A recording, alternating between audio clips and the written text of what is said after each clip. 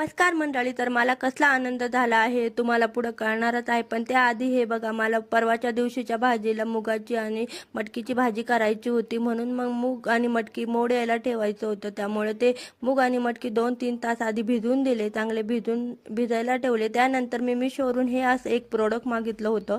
त्या प्रोडक्टमध्ये चांगले मोड येतात, पण मग आपण घरामध्ये कुठं पातेल्यात किंवा चाळणीत ठेवतो तरी पण व्यवस्थित मोड येत नाही, म्हणून मग मी हे प्रोडक्ट मागितलं होतं. बघू ट्राय करून. तर मला हा एक आनंद झाला होता, तो म्हणजे माझा डुग्गू आता हाताने खायला लागला. त्यामुळे माझं एक काम कमी झालं आणि ह्या कामाचं एक आईला अजून दुसरं काय पाहिजे नसतं. त्यानंतर मग संध्याकाळी डीमार्टला गेलो होतो. महिन्याचा किराणा संपला होता.